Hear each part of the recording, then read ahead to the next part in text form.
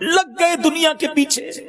ساری صبح سے لے کر شام تک ایک ہی کام ہے, فیوچر برائٹ ہو جائے, مستقبل اچھا ہو جائے. لوگ ملک چھوڑنے کے لیے تیار ہیں, لوگ فیملی چھوڑنے کے لیے تیار ہیں, جدھر بھیجو ادھر چلے جائیں گے.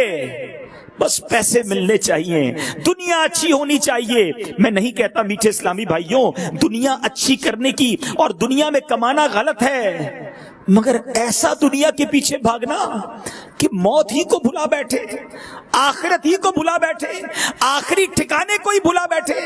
آج لوگوں کا شیڈیول دیکھیں, صبح سے رات تک جدول دیکھیں تو بریک فاسٹ ٹائم ہے, لنچ ٹائم ہے, ڈنر ٹائم ہے, ناشتہ کرنے کا وقت ہے, دوپہر کا کھانا کھانے کا وقت ہے, رات کھانے کا وقت ہے, آفس جانے کا وقت ہے, اسکول جانے کا وقت ہے, کالج جانے کا وقت ہے, شام دوستوں میں بیٹھنے کا وقت ہے, رات فیملی کے ساتھ بیٹھنے کا وقت ہے, ٹی وی دیکھنے کا وقت ہے. کچھ لوگوں کو جان کی بڑی فکر ہے, واکنگ کرنے کا وقت ہے, جم میں جانے کا ٹائم ہے. یہ سارے ٹائم تم نے بنا لیے. اس پورے شیڈول میں نماز کا وقت کہاں ہے, قرآن کا وقت کہاں ہے, درود ٹائم کہاں ہے؟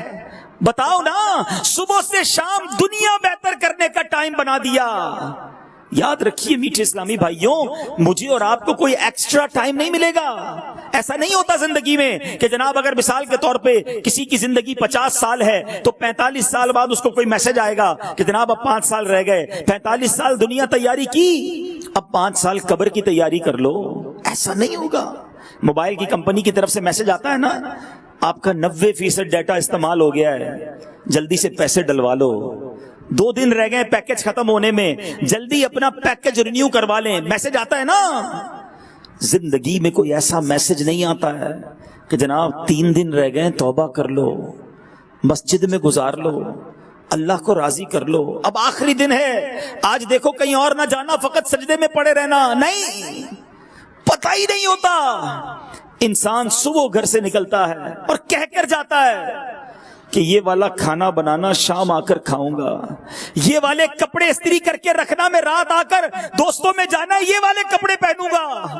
ارے کپڑے استری کیے ہوئے رہ جاتے ہیں, گھر والے دسترخوان بچھا کر انتظار میں ہوتے ہیں, بندہ نہیں آتا, جنازہ آتا ہے.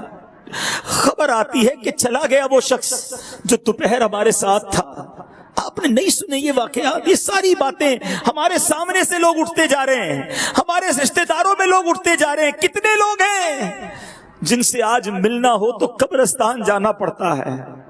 میں کیوں نہیں سوچتا کہ کل میری باری ہے, خدا را اسی زندگی میں تیاری کرنی ہوگی, اسی صبح شام میں میں نے اپنی قبر روشن کرنی ہوگی. اے فیوچر برائٹ کی فکر میں زندگی گزارنے والوں, فیوچر برائٹ ہو جائے اس کی فکر ہے, گریو برائٹ ہو جائے, قبر روشن ہو جائے اس کی فکر کب کرو گے؟